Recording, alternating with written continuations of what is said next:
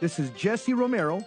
You're listening to Hands-On Apologetics with Gary Michuta on Virgin Most Powerful Radio. And welcome back, everybody. We are chatting with our Eastern Rite Catholic apologist, Paul Thomas. It's always fun to speak with Paul. I mean, he is as competent as an apologist as you are with martial arts, my friend. And so you're showing us your throwdown moves. As a boss, you own your own business. You're a carpenter.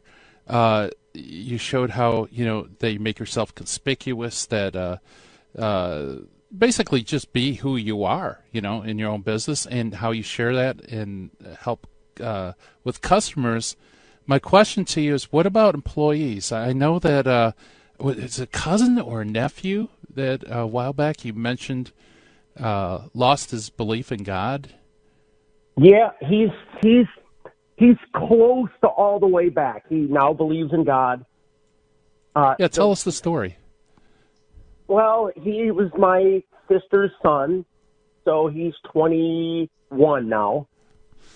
Uber intelligent kid, very smart. Went to college on a chemistry scholarship. Very smart, and very inquisitive and very logical. So what he did is he starts reading the Bible, and he was about 16, and he started from the beginning. Now, if you're reading it without knowing the history behind it, he was like, wow, this God guy's a villain. How many people he killed? So he sort of got really into, like, the Dawkins and Hitchens and pretty much turned into a nihilist.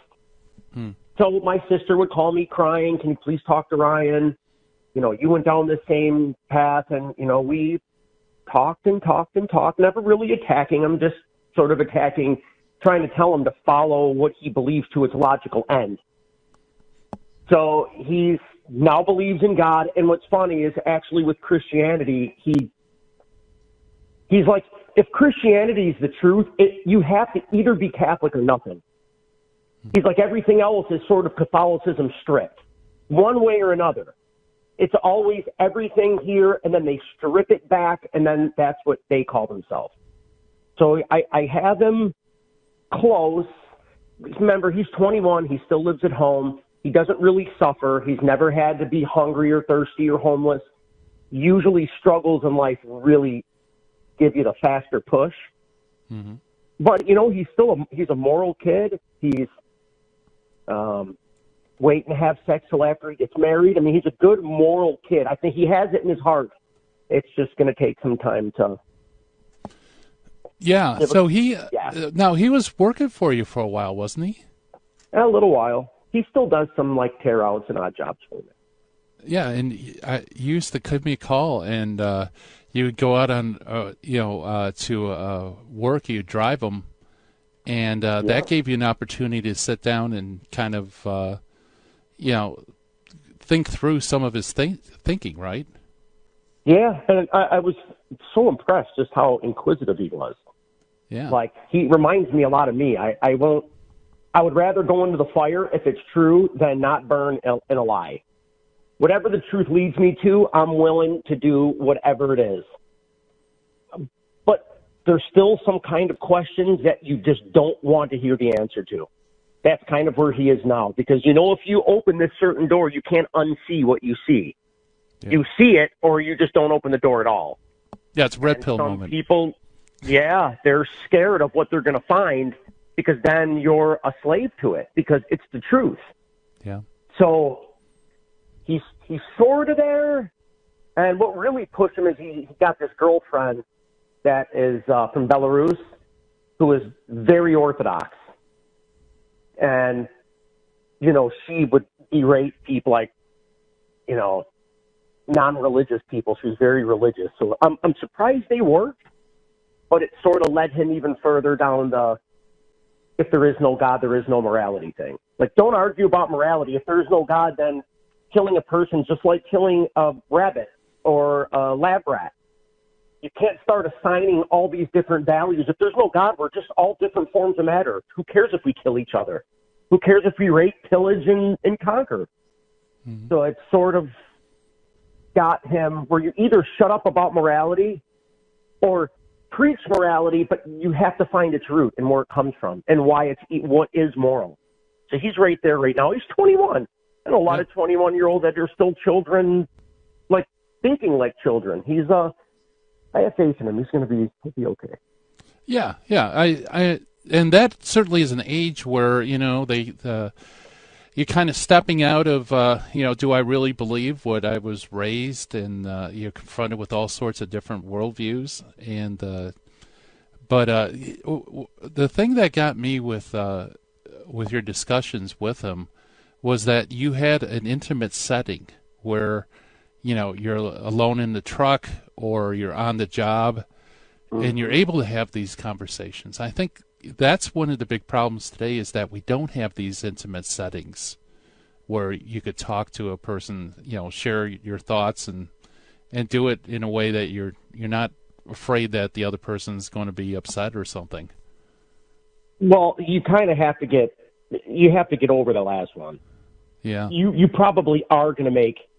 I've had believing Catholics, they get upset when you start reading the catechism to them on sexual immorality. Like, they go to church, they receive communion, but they think homosexuality and gay marriage is completely fine and abortion's okay. Well, they'll get angry when I tell them what the teaching of the church is. And I've told them, if you believe these things, you should not be presenting yourself for communion. You just shouldn't. You're not in communion with the church. How dare you? Well, okay, how dare you? Don't hate me, man. I'm just a messenger. I didn't make these rules. I didn't make this stuff up. I'm just a slave to them like you are. You don't think there's things that I wish I could do in my flesh that are wrong? We all do. Just, you either submit or don't do it at all. And that's sort of how I was raised by my dad. You either go all in, whatever you do it well. Mm-hmm. Don't just be haphazard. Do it to its fullest. Or just why do it? Yeah, I think it's a matter of personal integrity, isn't it? It is. There's a story about Jackie Gleason that some reporter said, how can you claim to be a good Catholic if you're womanizing and drinking and doing all this stuff? And to his credit, he said, no, I'm not a good Catholic. At least he had the personal integrity to say, I realize that there's the standard I need to follow, and I'm not following it.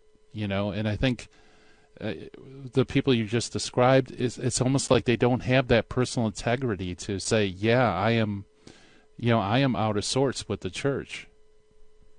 Yeah, but see, in this age of this certain zeitgeist that's going on now, moral relativism is sort of, they're able to Christianize. This is why heresies are so dangerous, because you can always semantically fit things in to make you think they fit into your worldview. Well, worldview and our faith are two different things. The faith that we believe today was believed in Rome. It was believed under the Ottoman Empire. It didn't matter what the zeitgeist was or what people believed. This has always been the same.